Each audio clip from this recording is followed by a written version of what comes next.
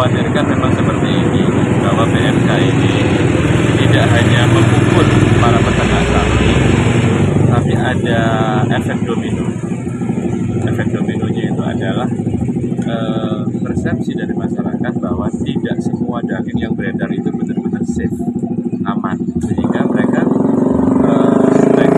mengurangi konsumsi daging, kemudian mereka beralih ke yang lain, dan semua jenis-jenis usaha yang di situ ada bahan bakunya itu diantaranya adalah daging, semuanya termasuk warung, termasuk penjual bakso, penjual cilok, masuk pedagang daging tadi itu yang omsetnya menurun drastis. Kemarin saya datang ke sentra peternakan sapi perah, itu masyarakat juga begitu. Produktivitas susu juga berkurang drastis. Mereka tidak punya penghasilan sama sekali karena ya nggak mungkin, namanya juga sapi sedang dalam keadaan ambruk kena wabah PMK, tidak bisa berproduksi. Sekarang tadi saya dialog juga dengan pedagang daging yang mereka mengatakan omsetnya turun, bukan cuma turun tapi ya terjun bebas. Biasanya sebelum PMK itu antara 50 sampai 70 kilo sehari mereka bisa jual. Hari ini Mas Tony yang saya datangi selama sehari baru dapat 30.000. Misalnya ini luar biasa. Misalnya solusinya emang harus satu persatu diselesaikan. Tentu kita nggak bisa mengalihkan perhatian publik kalau urusan PMK belum selesai. Pemerintah kemarin saya sudah minta supaya ini adalah keadaan luar biasa. Ini keadaan luar biasa, oleh karena itu harus juga ditangani secara luar biasa pula. Tidak bisa hanya dengan menggunakan dana reguler dari Dinas Peternakan atau Dinas Kesehatan Hewan, Kesehatan ya, tetapi juga harus memperlakukan PMK ini sebagai suatu bencana atau keadaan luar biasa, sehingga pemerintah bisa menggunakan belanja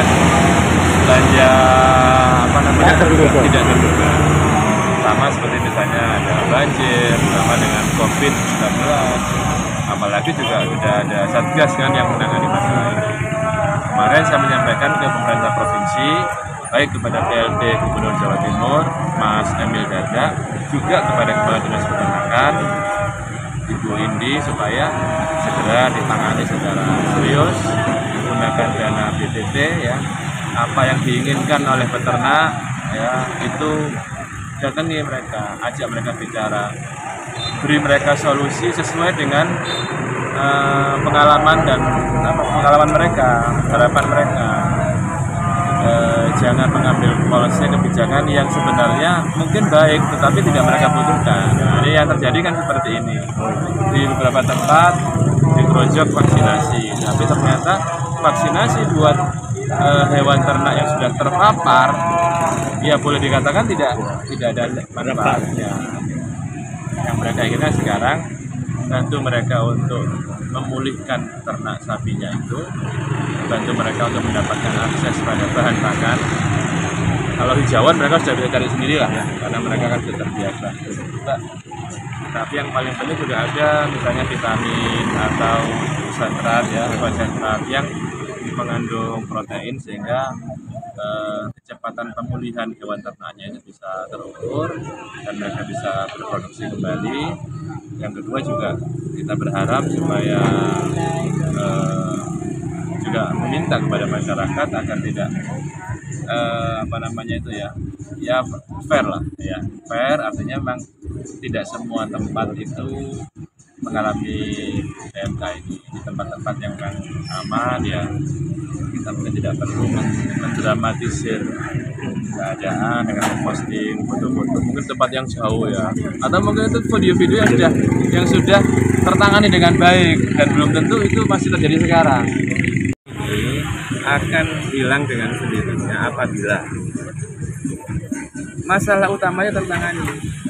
Nah sekarang kan kita lihat data per kemarin 136.000 hewan ternak yang terpapar. 106.000 itu dalam kondisi ada yang ambruk, ya, ada yang sudah copot tubuhnya. ada sekitar yang mati itu ada sekitar hampir 1.000 ya. Hampir 1.000 juga yang terpaksa harus dipotong paksa karena sudah tidak bisa apa, sehingga ya ini kalau nggak selesai, kalau akar masalahnya tidak diselesaikan, tentu persepsi bahwa daging tidak aman tetap akan ada di masyarakat. Ini Gus lagi Gus apa? Pemkab Probolinggo itu sudah mengalokasikan 13,3 M untuk penanganan kasus PMK di Probolinggo ini.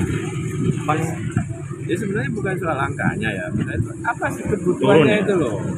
Ajak diskusilah dengan para peternak, maunya itu mereka apa, dan setiap daerah kan masing-masing beda.